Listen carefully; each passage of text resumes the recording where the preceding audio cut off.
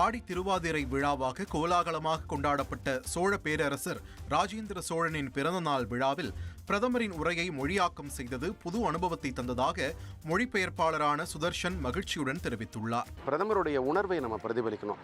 அது இந்த லக்ஷ்மண் ரேகான்னு சொல்லுவாங்க, அதை இலக்குவன் கிழித்த கோடு. நம்ம கொஞ்சமும் ஒரு இன்ச்சு கூட அங்குலம் கூட முன்னேறி போயிடக்கூடாது, தாண்டிடக்கூடாது, நம்ம வரம்புகளை மீறக்கூடாது. அதே சமயம் நம்ம குறைச்சும் நம்ம பண்ணிடக்கூடாது, அந்த அளவோடு பண்ணணும்.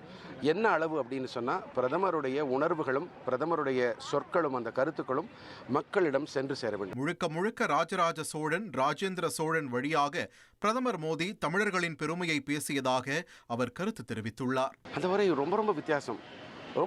அதாவது முழுக்க தமிழர்களின் பாரம்பரியம். ராஜராஜ சோழன் ராஜேந்திர சோழன்கிறது அது வழியாக முழுக்க அவர்கள் தமிழர்களின் பெருமையை தான் இன்றைக்கி அவங்க திரும்ப ஒன்று குரல் வாயிலாக சொல்கிறாங்க, இல்லைன்னா நம்மளுடைய தமிழ் இலக்கியங்கள் வாயிலாக இன்றைக்கி சோழ பேரரசின் மன்னர்கள் சோழ சாம்ராஜ்யத்தின் வாயிலாக சொல்லியிருக்கிறாங்க.